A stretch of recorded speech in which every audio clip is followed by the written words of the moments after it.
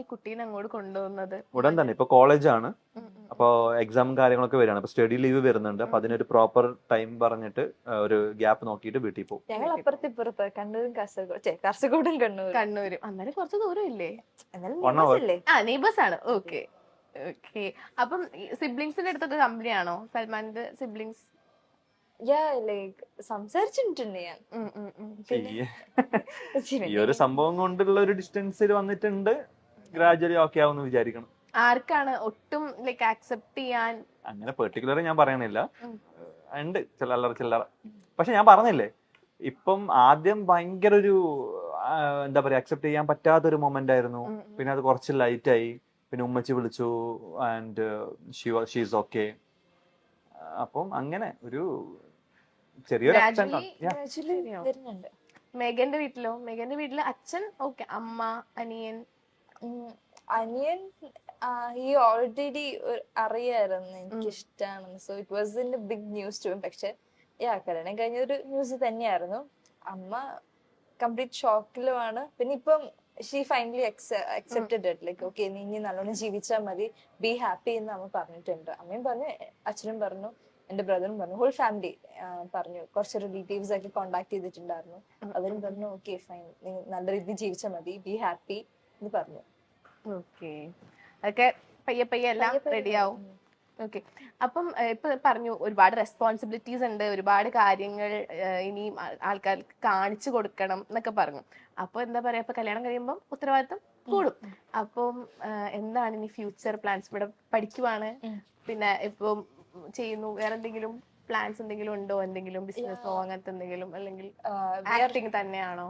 We are actually planning for a work together. ഞങ്ങൾ ഒരുമിച്ച് project ചെയ്യാൻ ഒരു തീരുമാനമുണ്ട്. നമ്മളൊരു കംബാക്കിന് വേണ്ടി for the fans and for us. Okay. അപ്പം നേരത്തെ നിങ്ങൾ പറഞ്ഞു കല്യാണം കഴിഞ്ഞു, ഇനി ഒരുപാട് ഉത്തരവാദിത്തങ്ങൾ ഉണ്ട്, എന്താണ് കുത്തി പറഞ്ഞവരുടെ ഒക്കെ മുന്നിൽ നന്നായിട്ട് ജീവിച്ച് കാണിച്ചു കൊടുക്കണം എന്നൊക്കെ പറഞ്ഞു. അല്ല, അല്ലാത്തവരുടെ മുന്നിലും എന്താണ് എല്ലാവരുടെ മുന്നിലും നന്നാവണ്ടേ? ഇത് പകുതി നന്നായിട്ട് പകുതി മോശമായിട്ട് നടക്കാൻ പറ്റുമോ? ഞാൻ തോറ്റ്. എന്താണ് സുല്ല് ഓക്കെ. അപ്പം എങ്ങോട്ട് പോയി മനസ്സിലായില്ല ഞാൻ എന്തായാലും പറഞ്ഞു. ഇല്ല, ഒന്നുകൂടി ഇപ്പം ഇത് ചിരി വരും. എന്താ പറയാ, എന്താണെങ്കിലും പറഞ്ഞു. നമ്മുടെ മുമ്പിൽ നന്നായിട്ട് ജീവിച്ച് കാണിക്കണ്ടേ? അല്ല, അവർ കണ്ടില്ലെങ്കിലും ജീവിക്കൂട്ടോ. നാരായണ സ്വാമി. നമ്മളിപ്പോ നന്നായിട്ട് ജീവിക്കുന്ന സമയത്ത് അവർ കണ്ണടച്ചിരിക്കുകയാണെങ്കിൽ ഞങ്ങൾ എന്ത് ചെയ്യും? അപ്പോഴും നമ്മൾ നന്നായിട്ട് ജീവിക്കൂലേ? പറയാ ശരിയാ, ചളി കണ്ടിട്ടല്ലേ വീണത്. കുട്ടിക്ക് അങ്ങനെ തന്നെ വേണം. അങ്ങനെ തന്നെ വേണോടി. അപ്പം ഇനി എന്താണ് നിങ്ങളുടെ ഫ്യൂച്ചർ പ്ലാൻസ്? എന്താ അതല്ല പറഞ്ഞ നന്നായിട്ട് ജീവിക്കണമെന്ന്. സിനിമയാണോ അങ്ങനത്തെ എന്തെങ്കിലുമൊക്കെ? സിനിമക്ക് പോകണമെന്നുണ്ടായിരുന്നു രാത്രി. അതെങ്ങനെ മനസ്സിലായി? ഞങ്ങളുടെ ഫ്യൂച്ചർ ഇപ്പൊ ഞങ്ങൾ സിനിമ പോകണമെന്നുള്ള പ്ലാൻ. നിങ്ങൾ 1 മണിക്കൂറും കൂടെ ഇന്റർവ്യൂ, എന്റെ ബസ് നിങ്ങൾ കളഞ്ഞത് 1 മണിക്കൂറും കൂടെ ഇന്റർവ്യൂ. നമുക്ക് ഒരുമിച്ച് സിനിമ പോകാം. നമുക്ക് ഒരുമിച്ച് സിനിമ പോകാം എല്ലാവർക്കും. ഇത് പറ എന്താണ് സിനിമയല്ല, സിനിമയാണോ ആഗ്രഹം ചേട്ടന്റെ? തീർച്ചയായിട്ടും സിനിമ തന്നെയാണ്. സിനിമ ആഗ്രഹത്തോടു കൂടി തന്നെയാണ് തുടങ്ങിയത്. പിന്നെ ആ സമയത്ത് കോവിഡും കാര്യങ്ങളൊക്കെ ആയിരുന്നു. അപ്പൊ സിനിമ ഷൂട്ടിംഗ് ഒക്കെ നിർത്തി വെച്ചിരിക്കുന്ന ടൈമും പിന്നെ ഏഷ്യാനെറ്റിൽ ഒരു ഓഫർ വന്നപ്പം വീട്ടില്, ഞാൻ എഞ്ചിനീയറിംഗ് കഴിഞ്ഞതാണ്, ഗ്രാജുവേറ്റഡ് ആയിരുന്നു. അപ്പൊ അതിന്റെ ഒരു ടെൻഷനും എക്സാമിന്റെ നന്നായിട്ട് പഠിക്കുമായിരുന്നു. ഒരു വീക്ക് മുന്നേ ഒക്കെ എന്റെ അടുത്ത് പറഞ്ഞതേ ഉള്ളൂ, എനിക്കറിയില്ല. ഒരു വീക്ക് മുന്നേ ഒക്കെ എല്ലാം അടച്ചു ഇരുന്ന് പഠിക്കുന്ന ബുജ്ജിയൊക്കെ. എനിക്ക് ചിന്തിക്കാനും പറ്റുന്നില്ല. അപ്പോ അങ്ങനെ ബുജ്ജികളൊക്കെ ഭയങ്കര ചളിയല്ലേ? സത്യം. പക്ഷെ ചളികളെല്ലാം ബുദ്ധിയല്ല. ഞാൻ ഒന്നും പറഞ്ഞില്ല. സോ അങ്ങനെ നന്നായിട്ട് പഠിച്ചിറങ്ങിയത് കൊണ്ട് ഈ ഫീൽഡിന്റെ ഒരു റിസ്ക് അറിയാലോ. അപ്പൊ അതിന്റെ ഒരു ടെൻഷൻ ഉണ്ടായിരുന്നു വീട്ടിൽ, ഉമ്മച്ചിക്കാണെങ്കിലും എല്ലാവർക്കും ആണെങ്കിലും. അപ്പൊ എനിക്കാണെങ്കിൽ ഇമ്മീഡിയറ്റ് ആയിട്ട് ഒരു വർക്ക് ചെയ്ത് കാണിക്കണം എന്നുള്ളത് കൊണ്ടും, പിന്നെ ആ സമയത്ത് സിനിമ സീരിയൽ അങ്ങനെ അധികം അറിയില്ലായിരുന്നു എനിക്ക്. ഞാൻ പറഞ്ഞില്ല, എന്റെ വെരി ഫസ്റ്റ് പ്രോജക്റ്റ് ആണ് ഏഷ്യാനെറ്റിൽ ചെയ്തത്. അപ്പോ പല ആൾക്കാരും എന്റെ അടുത്ത് പറയായിരുന്നു, സീരിയൽ ചെയ്താൽ പിന്നെ സിനിമ ചെയ്യാൻ പറ്റില്ല, ആൾക്കാർ വിളിക്കില്ല, അങ്ങനെ ഇങ്ങനെ അങ്ങനെ ഒരു ടോക്സ് ഉണ്ട്. അങ്ങനെ കേൾക്കുന്നില്ല. സീരിയലിന് വന്ന എത്രയോ ആൾക്കാർ സിനിമയിലുണ്ട്. ഇതൊക്കെ എങ്ങനെയാന്ന് വെച്ചാല് നമ്മൾ എങ്ങനെ ട്രൈ ചെയ്യുന്നുണ്ടാവും. നമ്മൾ എങ്ങനെ അതിനു വേണ്ടിട്ട് ഒന്നും നമുക്ക് വീട്ടിൽ കൊണ്ടുവന്ന് തരില്ല. അപ്പൊ എങ്ങനെ അത് ചെയ്യുന്നു, എങ്ങനെ നമ്മൾ അതിനു വേണ്ടി ട്രൈ ചെയ്യുന്നു. പിന്നെ ഒരു ഇതുവരെ ലക്ക് ഫാക്ടർ തീർച്ചയായിട്ടും ഉണ്ട്. കാരണം കഴിവുള്ള എത്രയോ ആൾക്കാർ എത്താത്തതും ഉണ്ട്, കഴിവില്ലാത്ത എത്രയോ ആൾക്കാർ എത്തിയതും ഉണ്ട്. അപ്പൊ ഇതൊക്കെ ലക്ക് ഫാക്ടർ അത്രയും ഉണ്ട്. പക്ഷെ മനസ്സിലെ സിനിമ തന്നെയായിരുന്നു. പിന്നെ ഞാൻ ആ പറഞ്ഞതുപോലെ വീട്ടിലൊരു പ്രഷറും കാര്യങ്ങളൊക്കെ ഉള്ളതുകൊണ്ട് എങ്ങനെയെങ്കിലും വർക്ക് ചെയ്യണമെന്ന് അറിഞ്ഞിട്ടാണ് ഞാൻ സീരിയൽ തുടങ്ങുന്നത്. പക്ഷെ തുടങ്ങിയപ്പം എനിക്ക് ആ ഫീൽഡും കാര്യങ്ങളൊക്കെ ഭയങ്കര ഇഷ്ടമായി. ബീങ് ആൻ ആർട്ടിസ്റ്റ്, അതിപ്പോൾ സിനിമയായാലും സീരിയലായാലും നമ്മൾ അതിനോട് എത്രത്തോളം പിന്നെ ഗുഡ് ആവുന്നുവോ അതും അത്രത്തോളം നമ്മളടുത്തും ഗുഡ് ആയിരിക്കും എന്ന് മനസ്സിലായി. പിന്നെ സത്യം പറഞ്ഞാൽ തുടങ്ങിയതൊക്കെ എന്താ പറയാ, ഒരു ഭയങ്കര ഡ്രീം വെച്ചിട്ടോ ഒരു കലാകാരനാണോ അല്ലെങ്കിൽ ആർട്ടിസ്റ്റിനോടുള്ള സ്നേഹ സിനിമ അങ്ങനത്തെ ഒന്നും അല്ല കേട്ടോ. ജസ്റ്റ് വാണ്ടഡ് ടു ട്രൈ, അല്ലെങ്കിൽ മണി, ഫെയിം, റെസ്പെക്ട്, ഇത് കണ്ടിട്ട് തന്നെ വന്നതാണ്. ചുമ്മാ ഒന്ന് നോക്കണം പോണം അത്രേ വിചാരിച്ചുള്ളൂ. പക്ഷെ വന്നപ്പം ഒരുപാട് ആൾക്കാർ അതിന് വേണ്ടിയിട്ട് ട്രൈ ചെയ്യുന്നത് കണ്ടപ്പോൾ ഓഡീഷൻസിന് പോകുമായിരുന്നു. അപ്പൊ ഓഡീഷൻസിന് പോകുന്ന സമയത്ത് ഞാൻ ആദ്യമായിട്ടാണ് പോകുന്നത്. ഞാൻ അവിടെ ചെന്ന് ഒരാളെ പരിചയപ്പെടുന്ന സമയത്ത് ചില ആൾക്കാരൊക്കെ വർഷങ്ങളോളം ട്രൈ ചെയ്യുന്ന ആൾക്കാർ, 5-6 വർഷം ട്രൈ ചെയ്യുന്ന ആൾക്കാർ, ഇങ്ങനെയൊക്കെ ഉണ്ടപ്പോഴാണ് ഞാൻ മനസ്സിലാക്കുന്നത് എന്തോ ഒരു വലിയൊരു ഉത്തരവാദിത്തപ്പെട്ട ഒരു സംഭവമാണ് ഞാൻ ചെയ്യാൻ പോകുന്നത്. ഒരുപാട് ആൾക്കാർ സ്വപ്നം കാണുന്ന സാധനമാണ് ഞാൻ ചെയ്യാൻ പോകുന്നത് എന്ന് അപ്പോഴാണ് മനസ്സിലാവുന്നത്. അപ്പോഴാണ് സീരിയസ് ആവുന്നതും ട്രൈ ചെയ്യുന്നതും. പിന്നെ കിട്ടിയപ്പം കമ്മിറ്റ്മെന്റ്സ് ആയി. കാരണം ആദ്യം വിളിച്ച ആള് പിന്നെ വിളിക്കും. കാരണം ആദ്യം ഞാൻ പ്രൊജക്ട് ടീം ഉണ്ടായ ടീമാണ് മിഡിരണ്ടിലേക്ക് എന്നെ വിളിച്ചത്. അപ്പൊ നമുക്ക് അവരുടെ അടുത്ത് നോ പറയാൻ പറ്റില്ല. കാരണം നമ്മളെ കൊണ്ടുവന്ന ആളല്ലേ. ആ ഒരു റെസ്പോൺസിബിലിറ്റി, ആ ഒരു സ്നേഹത്തോടെ നമ്മൾ ചെയ്യും. അപ്പൊ ഇങ്ങനെ ഉത്തരവാദിത്തങ്ങളും നമ്മൾ വന്ന ഒരു വഴി മറക്കരുത് എന്നൊക്കെ വിചാരിച്ച് അതിൽ തന്നെ ആയി. അപ്പൊ അങ്ങനെ അതിൽ തന്നെ ഒരു ചെയിനായി. പിന്നെ ചെയ്തുകൊണ്ട് ഇരിക്കുമ്പോഴാണ് ഞാനത് എൻജോയ് ചെയ്തുകൊണ്ട് പോകുന്നത്. അപ്പൊ അങ്ങനെ പോകുന്നു. അപ്പൊ സിനിമ തന്നെയാണ് മനസ്സിലുള്ളത്. സിനിമ ചെയ്യും, ഇൻഷാ അല്ലാഹ് ചെയ്യണം, ഭയങ്കര ആഗ്രഹമുണ്ട്. നോക്കാം. ഓക്കെ, എന്താണ് അവിടെ എന്താ പരിപാടി? പറയുമ്പോ കേക്കുമായിരുന്നു. പഠിക്കുവാണ്. ഇനി എന്താണ്, സീരിയൽ തന്നെയാണോ? എന്താണ് ഭാവി പരിപാടികൾ? പഠിത്തം കണ്ടിന്യൂ ചെയ്യും, ഡിഗ്രി അത് ആ വഴിക്ക് അങ്ങ് പോവും. പിന്നെ പ്രോജക്റ്റ് വന്ന് ചെയ്യും. ഇനി ഒരുമിച്ച് നമുക്ക് ചെയ്യാൻ പറ്റിയെങ്കിൽ അത്രയും സന്തോഷം. ഒന്ന് ചെയ്യണം അല്ലേ? കാരണം ഞങ്ങൾ പറഞ്ഞല്ലോ, ഞങ്ങൾ കഴിഞ്ഞ ഒരു പ്രൊജക്ട് ചെയ്തിട്ടുണ്ടെങ്കിലും അതിൽ ലീഡായിരുന്നു, പെയറായിരുന്നില്ല. അപ്പോ ഈ ഒരു നോട്ടം കൊണ്ടും ഒരു പേരായിരുന്നു, പക്ഷെ റൊമാൻറ്റിക് പേരല്ലായിരുന്നു. പക്ഷെ പേരായിരുന്നു. അങ്ങനെ എന്തൊക്കെയോ ആണ്, ഞങ്ങൾക്ക് അത് കംപ്ലീറ്റ് ചെയ്യാൻ പറ്റിയില്ല. അപ്പൊ അത് എന്നിട്ട് പോലും ഇത്രയും അക്സെപ്റ്റൻസും സ്നേഹവും കിട്ടിയിട്ടുണ്ടെങ്കിൽ ഒരു മെയിൻ ലീഡായിട്ട് അല്ലെങ്കിൽ കറക്റ്റ് പെയറായിട്ട് ചെയ്യുമ്പോൾ എങ്ങനെയായിരിക്കും എന്ന് അറിയാൻ ഞങ്ങൾക്കും അത്ര തന്നെ ആഗ്രഹങ്ങളുണ്ട്. അപ്പൊ ഒരുപാട് ആൾക്കാർ ഇപ്പൊ പറയുന്നുണ്ട് ഒന്ന് ഒരുമിച്ച് ചെയ്യോ എന്നൊക്കെ ചോദിക്കുന്നുണ്ട്. തീർച്ചയായിട്ടും അങ്ങനെ ഒരു അവസരം വന്നാൽ ഉറപ്പായിട്ടും ചെയ്യും. ഓക്കെ, അപ്പം ഇപ്പം സൽമാൻ പറഞ്ഞല്ലോ, ഇപ്പൊ കുറെ നാള് കരിയർ ബിൽഡ് ചെയ്യാൻ വേണ്ടിയിട്ട് കുറെ നാള് ഉണ്ടായിരുന്നു. അപ്പം ലൈക്ക് ഏജ് ഒബ്വിയസ്ലി ഒരു കല്യാണപ്രായം കഴിഞ്ഞ ഒരു ടൈം ആയിട്ടുണ്ട്. അപ്പം വീട്ടിൽ നിന്ന് അല്ലെങ്കിൽ നമ്മുടെ നാട്ടുകാർക്കാണെങ്കിൽ എന്താ പറയാ, കുറച്ച് പ്രായം കഴിയുമ്പോൾ കല്യാണം കഴിക്കുന്നില്ലേ എന്നൊരു പ്രശ്നം ഉണ്ടായിരുന്നു. ഞാൻ അങ്ങോട്ടാ ചോദിച്ചത്. എനിക്ക് സമയമുണ്ടല്ലോ, ഞാൻ കുട്ടിയല്ലേ. അപ്പൊ അങ്ങനെ ഒരു പ്രഷർ ഫേസ് ചെയ്തിട്ടുണ്ടായിരുന്നോ? തീർച്ചയായിട്ടും. ഒന്നാമത് ഞാൻ പറഞ്ഞല്ലോ, വീട്ടിൽ 5 മക്കളിൽ 5-ാമനാണ് ഞാൻ. 4 ആൾക്കാരും കല്യാണം കഴിഞ്ഞു, ഞാൻ മാത്രമേ ബാക്കിയുള്ളൂ. അപ്പൊ അതിന്റെ ഒരു പ്രഷർ ഒക്കെയും ടെൻഷനൊക്കെ ഉമ്മച്ചിക്ക് ഉണ്ടായിരുന്നു. എസ്പെഷ്യലി ഈ ഫീൽഡിലായതുകൊണ്ട് ഇത് നമ്മളെപ്പോഴും പറയല്ലോ, നമുക്കൊരു ജോബ് സെറ്റ് ആയിട്ട് കല്യാണം കഴിക്കുന്ന കാര്യങ്ങളൊക്കെ. അപ്പൊ എനിക്കും എപ്പോഴും അങ്ങനെ തന്നെ ആഗ്രഹം. സ്വന്തം പൈസ കൊണ്ടാണ് എന്തും ചെയ്യണ്ടേ എന്നുള്ള ഒരു ഭയങ്കര ഒരു ഈഗോ ഉള്ളിലുള്ള ആളാണ് ഞാൻ. എന്ത് ചെയ്യുമ്പോഴും അത് അങ്ങനെ ഒരു കംപ്ലീറ്റ് ആയിട്ട് അല്ലെങ്കിലും മെയിൻ ആയിട്ട് എന്റെ തന്നെ ആണോന്ന് എനിക്ക് ഭയങ്കര ഉണ്ടായിരുന്നു. ഇപ്പൊ ഡെഫിനറ്റ്ലി ഇപ്പൊ എന്റെ കല്യാണം ആണെങ്കിൽ ബ്രദേഴ്സ് ഉണ്ട്, വീടുണ്ട്, എല്ലാവരും ഹെൽപ്പ് ചെയ്യും ചെയ്യൊക്കെ ആയിരിക്കും. പക്ഷെ അതിന്റെ മെജോറിറ്റി എന്റേതായിരിക്കണം എന്ന് എനിക്ക് ഭയങ്കര ആഗ്രഹമുണ്ട്. അപ്പൊ അങ്ങനെ നിൽക്കുന്ന സമയത്ത് ഇങ്ങനെ ഒരു ഫീൽഡിൽ വരുമ്പം ഇതിലെപ്പോഴാണ് സെറ്റ് ആവാന്ന് ആർക്കും അറിയില്ല. ചിലപ്പം ഒരു ഓവർ നൈറ്റ് കൊണ്ട് സക്സസ് ആവും. ചിലപ്പം ഞാൻ മീറ്റ് ചെയ്ത ആൾക്കാരൊക്കെ വർഷങ്ങളോളം ട്രൈ ചെയ്യുന്ന ആൾക്കാരുണ്ട്. പക്ഷെ നമ്മൾ ഓവർ നൈറ്റിൽ സക്സസ് ആയ ആൾക്കാർ നമുക്കറിയാം. അപ്പം നേരത്തെ നമ്മൾ പറഞ്ഞ പോലെ ലക്ക് ഫാക്ടർ ഇതിൽ ഭയങ്കരത്തിൽ ഒരു കീ റോൾ ഉള്ള ഒരു സംഭവമാണ്. അപ്പൊ അതുകൊണ്ട് തന്നെ ഉമ്മച്ചിക്ക് അതിന്റെ ഒരു ടെൻഷൻ ഉണ്ടായിരുന്നു, എപ്പോഴാണ് എങ്ങനെയാണ് എന്നുള്ളതൊക്കെ.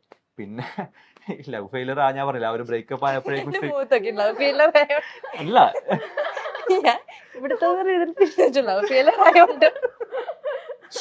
ഓക്കെ, ആ ബ്രേക്കപ്പും കാര്യങ്ങളൊക്കെ ആയപ്പോഴേക്കും പിന്നെ എന്റെ പ്ലാൻസ് ഒക്കെ മാറി. പിന്നെ ഭയങ്കരത്തിൽ പറ്റാണ്ടായി, അങ്ങനെ ഒരു ലൈഫിനെ കുറിച്ച് ചിന്തിക്കാൻ പറ്റാണ്ടായി. പിന്നെ സിഗ്മയായി, മണി മേക്കിംഗ്, ട്രാവലിംഗ്, ട്രിപ്പിംഗ്, അങ്ങനത്തെ ഒരു വൈബിലേക്കായി. ഇപ്പൊ മേഘ പ്രപ്പോസ് ചെയ്യണതിന് മുന്നേ ഇപ്പൊ വേറെ ലൈക്ക് എന്തെങ്കിലും അറേഞ്ച് മാരേജ് പ്രപ്പോസൽസ് വരികയാണ്, ഫാമിലിക്ക് ഓക്കെ ആണ്, അങ്ങനത്തെ ഒരു കണ്ണുർത്തി കാണിക്കണം കേക്കാണ്, അങ്ങനത്തെ ഒരു പ്രപ്പോസൽ വരുവായിരുന്നെങ്കിൽ അത് നോക്കുമായിരുന്നോ? ഇല്ല, അങ്ങനെ വന്നിട്ടുണ്ടായിരുന്നു. ആക്ച്വലി ഞാൻ ഉമ്മാനോട് പറഞ്ഞതാണ്, ഞാൻ ഇപ്പോഴൊന്നും കല്യാണം കഴിക്കണില്ല എന്നൊക്കെ പറഞ്ഞിട്ട് അടികൂടിയിട്ടുള്ള ഒരു സംഭവങ്ങളൊക്കെ ഉണ്ടായിട്ടുണ്ട്. ഞാൻ സത്യം പറഞ്ഞെങ്കിൽ വീട്ടില് പോകാത്ത സിറ്റുവേഷൻസ് ഒക്കെ ഉണ്ടായിട്ടുണ്ടായിരുന്നു. കാരണം ഉമ്മച്ചി ഫോം വിളിച്ചിട്ട് പറയുമ്പോഴാണെങ്കിൽ നോർമൽ ടോക്സ് ഒക്കെ ആയിരിക്കും. സുഖവിവരങ്ങൾ അന്വേഷിച്ച് കഴിഞ്ഞാല് പിന്നെ നൈസായിട്ട് ഉമ്മച്ചി ചോദിക്കും കല്യാണ കാര്യം വരുമ്പോ എന്തെങ്കിലുമൊക്കെ തിരക്കെന്ന് പറഞ്ഞാൽ പിന്നെ വിളിക്കാന്ന് പറഞ്ഞ് വെക്കും. പക്ഷെ വീട്ടിൽ പോയി കഴിഞ്ഞാൽ ഫേസ് ടു ഫേസ് സംസാരിക്കുമ്പോൾ ഇറങ്ങി ഓടാൻ പറ്റില്ലല്ലോ, സ്വന്തം വീടല്ലേ. അപ്പോ ഇങ്ങനത്തെ ഒരു ടോക്സ് വരുന്നോണ്ട് ഞാൻ വീട്ടിൽ പോക്ക് ഭയങ്കര റയർ ആയിട്ടുണ്ടായിരുന്നു. ജസ്റ്റ് പോകും, ഉമ്മച്ചിനെ കാണുന്നു, ഒരു ദിവസം 2 ദിവസം ഉമ്മച്ചിനെ കൂടെ നിന്ന് ചില്ലേരും, ഉമ്മച്ചിനെ ഒന്ന് പുറത്ത് കൊണ്ട് ഉമ്മച്ചിന്റെ ഫുഡ് അടിച്ചിട്ട് അപ്പൊ തന്നെ പോകും. അങ്ങനെ കാരണം ഒരു 2 ദിവസത്തിൽ കൂടുതൽ നിന്നിട്ട് പിന്നെയുള്ള ടോക്സ് പിന്നെ ഇതായിരിക്കും. അപ്പൊ പിന്നെ ഉമ്മച്ചിന്റെ അടുത്ത് വെറുതെ അങ്ങോട്ടും ഇങ്ങോട്ടും സംസാരം പറഞ്ഞ് എന്തെങ്കിലുമൊക്കെ അലമ്പാകുന്നതിന് മുമ്പേ നല്ലൊരു ഹാപ്പി എൻഡിങ് ആയിട്ട് വീട്ടിൽ നിന്ന് ഇറങ്ങും. അങ്ങനെയൊക്കെ ഉണ്ടായിട്ടുണ്ട്. ഓക്കെ, നമ്മളിപ്പോ ഒരുപാട് വിശേഷങ്ങളൊക്കെ പറഞ്ഞു, ഒത്തിരി കാര്യങ്ങൾ പറഞ്ഞു. കുറച്ച് ലെങ്തി ഇന്റർവ്യൂ എന്ന് തോന്നുന്നുണ്ട്, എന്നാലും കുഴപ്പമില്ല. പക്ഷെ ഒരുപാട് നിങ്ങളെ പറ്റി ഒരുപാട് കാര്യങ്ങൾ അറിയാനൊക്കെ പറ്റി. ഇപ്പൊ പുതിയ നവദമ്പതികളാണ്. അപ്പൊ നിങ്ങളുടെ പേരൻസ് ഇത് ചിലപ്പോൾ ഈ വീഡിയോ കാണുമായിരിക്കും, പിന്നെ നിങ്ങൾക്ക് ഇതിന്റെ നെഗറ്റീവ് കമന്റ്സ് ഇട്ടവർ ഈ വീഡിയോ കാണുമായിരിക്കും. അപ്പൊ അവരോടൊക്കെ നിങ്ങൾക്ക് എന്താ പറയുള്ളത്? ഇവിടെ നോക്കി പറയാം. What is this man? ഞാൻ ചൂസ് ചെയ്ത ആള് ശരിയാണെന്ന് നിങ്ങൾക്ക് ഒരു ദിവസം മനസ്സിലാവുന്ന ദിവസം എന്താണ് അന്ന് ഞങ്ങളടുത്ത് ടൈം സ്പെൻഡ് ചെയ്യണം, സംസാരിക്കാനുണ്ട്. എന്നാലും യാ അങ്ങനെ ബാക്കി അതുപോലെ തന്നെ എനിക്കും പറയാനുള്ളത്, ഞങ്ങള് ഡിസൈഡ് ചെയ്തു, ഞങ്ങൾ ഒരുമിച്ചായി. അപ്പോ എന്ത് പറഞ്ഞാലും നിങ്ങളില്ലാത്തത് ഒരു ഇൻകംപ്ലീറ്റ് തന്നെയാണ്. ഫാമിലി. അപ്പൊ നിങ്ങള് ഇപ്പൊ ഓക്കെ ആയിട്ടുണ്ട്. ഞാനിത് പറയുമ്പോൾ ഭയങ്കര സീരിയസ് ആയിട്ട് ഫാമിലി ഒന്നും ഇല്ലേന്നൊന്നും ചിന്തിക്കരുത്. എല്ലാവരും ഉണ്ട്, എല്ലാവരും കൂടെ ഉണ്ട്. എന്നാലും ഒന്നും കൂടി എന്താ പറയാ, ഒന്നും കൂടി ഇൻവോൾവ് ആയിട്ട് കിട്ടിയാല് ഭയങ്കര അടിപൊളിയായിരിക്കും. നിങ്ങൾ ഇപ്പൊ ഉള്ളതിനേക്കാളും കൂടുതൽ സ്നേഹം തന്നിട്ട് കൂടെ ഉണ്ടെങ്കിൽ ഇനിയും അടിപൊളിയായിരിക്കും. പിന്നെ നെഗറ്റീവ് കമന്റ് പറയുന്ന ആൾക്കാരുടെ പ്രത്യേകിച്ചൊന്നും പറയാനില്ല. നമുക്ക് പറഞ്ഞു പ്രൂവ് ചെയ്യാൻ പറ്റില്ല. Show you guys. അപ്പൊ ഒരുപാട് വിശേഷങ്ങളൊക്കെ പറഞ്ഞു, എല്ലാ കാര്യങ്ങളൊക്കെ പറഞ്ഞു. എങ്ങനെ ഉണ്ടായിരുന്നു ഇന്റർവ്യൂ? ഞാൻ ബോർ അടിപ്പിച്ചോ? നിങ്ങൾ രണ്ടുപേരും കൂടെ ഉള്ള ആദ്യത്തെ ഇന്റർവ്യൂ അല്ലേ? സത്യം പറ, എന്താണ്? ഞങ്ങള് കൊള്ളായിരുന്നു പതിവ് പോലെ. എന്റെ പെർഫോമൻസ് ഗംഭീരം. ഞങ്ങൾ കൊള്ളായിരുന്നു. പിന്നെ ഒപ്പിച്ച് ഭയങ്കര വലിയ കുഴപ്പമുണ്ടാവുന്നില്ലേ? നമ്മൾ അത്രയൊന്നും ആയില്ല, എന്നാലും പാവല്ലേ, ജീവിച്ചു പോകും. ഇനിയിപ്പോ നല്ലത് പറഞ്ഞാൽ മാത്രമേ, 2 ബസ്സാണ് പോയത്, അതൊക്കെ നിങ്ങൾ മനസ്സിലാക്കണം. ഇനിയിപ്പോ നല്ലത് പറഞ്ഞാൽ മാത്രം അത് സത്യാവുന്നുണ്ടോ? അടിപൊളിയായിരുന്നു, പൊളിയായിരുന്നു, സൂപ്പർ ആയിരുന്നു. ഞങ്ങളെ കൊണ്ട് നിർബന്ധിച്ച് പറയിപ്പിച്ചാണ് ഗൈസ്. എന്താണ് കൊച്ചി ഭാഷയൊക്കെ വന്നിട്ടില്ല? ഞാൻ ഫുൾ മിക്സ്ഡ് ആണ്. കേരളത്തിൽ അങ്ങോളം ഇങ്ങോളം ഞാൻ മിക്സ് ചെയ്ത് സംസാരിക്കും. കാസർഗോഡത്തെ ഞാൻ ട്രിവാൻഡ്രത്ത് വന്ന് താമസിക്കുമ്പോ ട്രാവൽ ചെയ്യുമ്പോ കാറ്റടിക്കൂലേ. കാസർഗോഡ് ഭാഷ ഒന്ന് കേൾക്കണം. നിങ്ങൾ രണ്ടാളും കാസർഗോഡില് ഒന്ന് പ്രപ്പോസ് ചെയ്യും. ഇത് കാസർഗോഡിലും ഇത് കണ്ണൂരിലും. എനിക്ക് കണ്ണൂർ വരില്ല, എനിക്ക് മലയാളി പറയാൻ അറിയില്ല. മലയാളി അല്ലേ? മലയാളിയാണ്. ബംഗാളിയാ. വീട്ടിലോട്ടല്ലോടാ നീ പറഞ്ഞ. അതായത് കാസർഗോഡ് ഭാഷയിലും എന്തെങ്കിലും പറ. അപ്പല്ലേ കാര്യങ്ങളിൽ ഇത്രയെല്ലാം ആയിണേ. നാട്ടില് മൊത്തം അറിഞ്ഞിട്ടുണ്ട്. നമ്മളെ കല്യാണം കാര്യങ്ങളൊക്കെ മൊത്തം ലീക്ക് ആയിട്ടുണ്ട്. നിനക്ക് ഓക്കെ അല്ലേ? പ്രശ്നമൊന്നുമില്ലല്ലോ? ഫുള്ള് മജ തന്നെ അല്ലേ? അപ്പൊ ഇനിയിപ്പോ നമ്മ കെട്ടി, ഇനി മജാക്കൽ തന്നെ, ഇനി അടിപൊളിയാക്കൽ തന്നെ. നല്ലതിൽ പഠിക്കണോ, നമ്മൾ നല്ല പണിയെടുക്കണോ, മജാക്കണോ, പൊളിക്കണോ, എല്ലാവർക്കും നമ്മ കാണിച്ചു കൊടുക്കണേ. ഓക്കെ, അടിച്ചു പൊളിച്ച് ജീവിച്ച് കാണിച്ചു കൊടുക്കണം. ഓക്കെ അല്ലേ? പൊളിയല്ലേ? കട്ടക്കില്ലേ? മജയല്ലേ? ഏത് മൂഡ് അപ്പം എന്താ പറയാ, ഇത്രയും ടൈം ഞങ്ങൾക്ക് വേണ്ടി സ്പെൻഡ് ചെയ്തതിന് ഒരുപാട് നന്ദി. Thank you so much. നിങ്ങൾ ആഗ്രഹിച്ച പോലെ നല്ലൊരു എന്താ പറയാ, നല്ലൊരു പ്രൊജക്ട് ഒരുമിച്ച് ചെയ്യാൻ പറ്റട്ടെ. നല്ലൊരു ആങ്കറിനെ കൂടിയിട്ടുള്ള ഒരു ഇന്റർവ്യൂ ഉടനെ വരട്ടെ. ഇത്രയും നേരം ഞങ്ങള് സഹിച്ചത്. അതെ അതിന് എനിക്ക് എന്തെങ്കിലും തന്നേ പറ്റുള്ളൂ. ഭാഗ്യമായിട്ട് കണ്ടാ മതി. തരട്ടെ. അതാണ് അവളെ പറയാൻ ഉദ്ദേശിച്ചത്. മേഘ ഇനി ഉമ്മച്ചിക്കുട്ടിയാകുമോ എന്നാണ് പലരും ചോദിക്കുന്നത്. അമ്മായിയമ്മയുടെ ദേഷ്യമൊക്കെ മാറി തുടങ്ങിയെന്നും പലരും പറയുന്നുണ്ട്. കാരണം സൽമാൻ തന്നെ ഇന്റർവ്യൂസിലൊക്കെ പറഞ്ഞിട്ടുണ്ടായിരുന്നു, ഇനി മേഘയോട് അല്ലെങ്കിൽ തന്നോടുള്ള ദേഷ്യമൊക്കെ അമ്മയ്ക്ക് മാറി തുടങ്ങി, ഉമ്മ മെസ്സേജ് അയച്ചു, വിളിച്ചു എന്നൊക്കെ. ടെലിവിഷൻ പ്രേക്ഷകരുടെ പ്രിയപ്പെട്ട പരമ്പരകളിൽ ഒന്നായിരുന്നു മിഴി രണ്ടിലും. സഞ്ജു ലച്ചു ജോഡികളുടെ കെമിസ്ട്രി മികച്ചതായിരുന്നു എന്ന് ആരാധകരെല്ലാവരും ഒരുപോലെ പറയാറുമുണ്ട്. ഇവരുടെ പേരിൽ ഫാൻസ് പേജുകളും സജീവമായിരുന്നു. സ്ക്രീനിലെ മികച്ച കെമിസ്ട്രി ഇരുവരും ജീവിതത്തിലേക്ക് പകർത്തിയിരിക്കുകയാണ്. ജീവിതത്തിൽ ഒന്നിച്ച വിശേഷം കഴിഞ്ഞ ദിവസമാണ് ഇരുവരും പങ്കുവച്ചത്. ഇവരൊന്നിച്ചെങ്കിൽ എന്നാഗ്രഹിച്ചവരെ സംബന്ധിച്ച് വലിയ സന്തോഷമാണിത്. എന്നാൽ ഇത്ര ചെറുപ്രായത്തിലെ മേഘയ്ക്ക് ഇത് വേണമായിരുന്നു എന്ന് ചോദിക്കുന്നവരുമുണ്ട്. വീട്ടുകാരുടെ ആശീർവാദത്തോടെയായിരുന്നു വിവാഹം എന്ന് ചോദിച്ചവരുമുണ്ട്.